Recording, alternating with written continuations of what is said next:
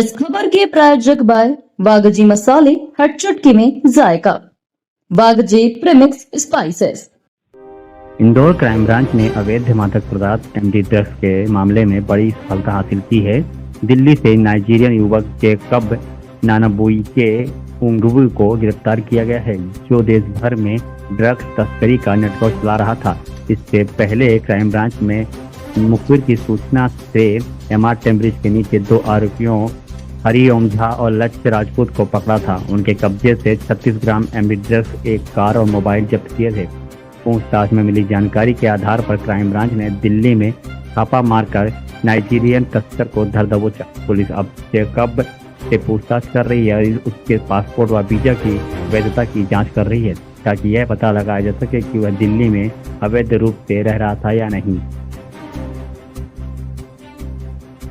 जैसा कि आपको विदित है कि ड्रग्स के खिलाफ अभियान हमारा युद्ध स्तर पर जारी है और अभी क्राइम ब्रांच ने 29/4/25 को एक ड्रग्स की कार्रवाई की थी, जिसमें 36 ग्राम एमडी मिला था।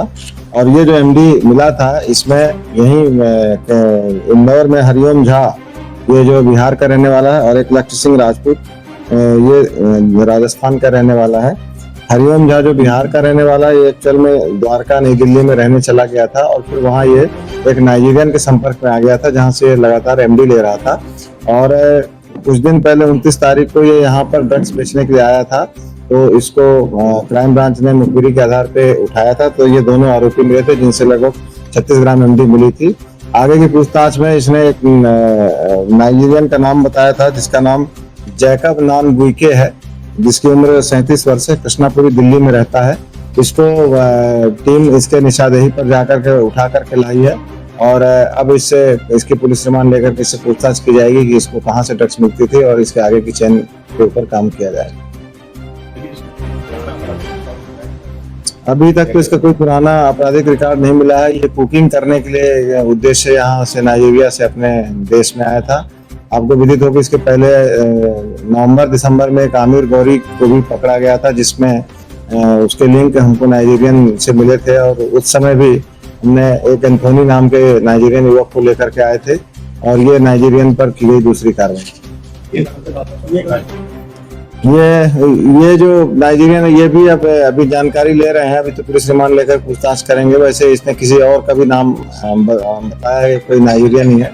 अब उसके ऊपर हम काम करेंगे। विदेश से लाना नहीं, अभी से विदेश से लाने का भी कोई साक्ष्य नहीं मिले हैं और अभी से पुलिस रिमांड लेकर एक बार फर्दर पूछताछ करेंगे तो उससे स्थिति क्लियर हो जाएगी।